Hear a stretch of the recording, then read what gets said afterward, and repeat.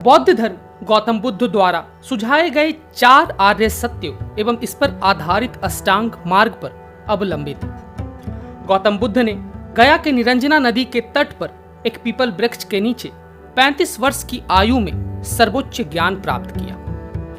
गौतम अथवा सिद्धार्थ का जन्म वैशाख पूर्णिमा के दिन कपिल वस्तु के लुम्बिनी में 563 ईसा पूर्व हुआ, जिस समय गौतम की मां महामाया देवी अपने मायके देवदह जा रही थी। गौतम के जन्म के 7 दिन बाद उनकी माता महामाया का निधन हो गया, इसलिए उनका लालन पालन उनकी विमाता प्रजापति गौतमी ने किया। जन्म के समय में ही ज्योतिषों ने यह भविष्यवाणी की थी कि यह बालक या तो चक्रवर्ती सम्राट बनेगा या बहुत बड़ा सन्यासी।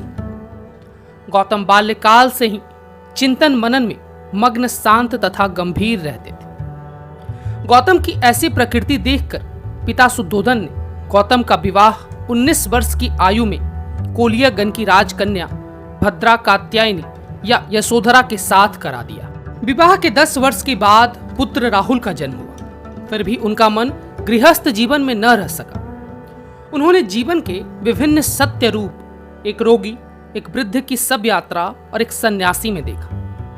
फलस्वरूप आध्यात्मिक चिंतन की धारा तीव्र हो गई। उन्हें सांसारिक आनंदी इंद्रिय भोग की व्यर्थता में विश्वास हो गया। 29 वर्ष की आयु में राजकुमार गौतम ने मध्य रात्रि के समय अपने नवजात शिशु राहुल और पत्नी यशोधरा को सोते हुए छोड़कर अपने घोड़े कंथक पर सवार होकर धंधक सारथी के साथ राजप्रसाद से बाहर निकल गए। यह गृह त्याग बौद्ध धर्म में महाविनिष्क्रमण के नाम से जाना जाता है।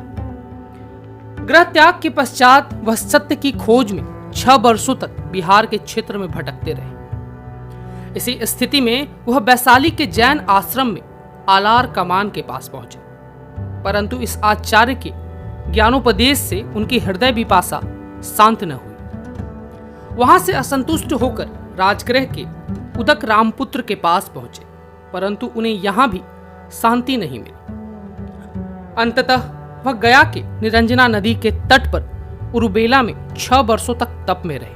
35 वर्ष की अवस्था में जब वह समाधि में स्थिर थे तो एकाएक उनके हृदय में एक प्रकार की विद्युत के समान प्रकाशमान ज्योति उत्पन्न हुई और उन्हें संबोधि प्राप्त हो गई। तब से उन्हें बुद्ध या तथागत कहा जाने लगा। बोध गया के पश्चात बुद्ध ने दूसरी घनघोर तपस्या बोध गया के निकट इटखोई में की थी। इटखोई शब्द बाद के क्रम में इटखोरी बन गई। वर्तमान में इटखोरी झारखंड के चतरा जिले का प्रखंड मुख्यालय है।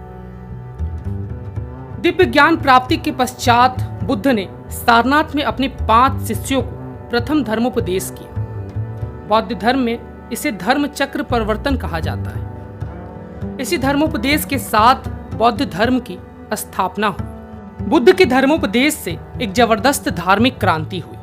आत्मा नित्य न होकर अनित्य है, मृत्यु जीवन का अंत नहीं है। सारनाथ से बुद्ध ने ज्ञान की एक ऐसी अजस्त्र धारा प्रवाहित की जो तत्कालीन गणराज्य काशी, अंग, वज्जी, मल्ल, चेदी, वत्स, कुरु, पांचाल, मत्स्य, सूरसेन, अवंती, गांधार, कंबोज आदि के राजा एवं प्रजा भी बुद्ध के अनुयायी बन गए।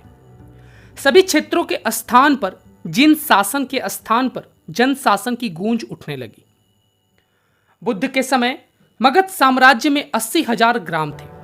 बौद्ध ग्रंथों में मगध सम्राट बिंबिसार को 80,000 ग्रामों का अधिपति बताया गया है। प्रत्येक ग्राम का एक प्रधान होता था। सभी ग्राम प्रधानों को गौतम बुद्ध ने राजगृह प्रवास के दौरान लौकिक बातें सहित दुराचार के 5 दुष्परिणामों से परिचित करते हुए उपदेश दिया था। तब के समय मगध की भाषा पाली थी। गौतम बुद्ध वैशाली प्रवास के दौरान वहां की नगर बधू आम्रपाली के आमंत्रण पर उसके निवास पर भोजन किया। बुद्ध के प्रवचन सुनकर आम्रपाली बौद्ध संघ शामिल होते हुए साध्वी बन गई। भिक्षु संघ के विकास के लिए उसने अपनी आम्र वाटिका प्रदान कर दी।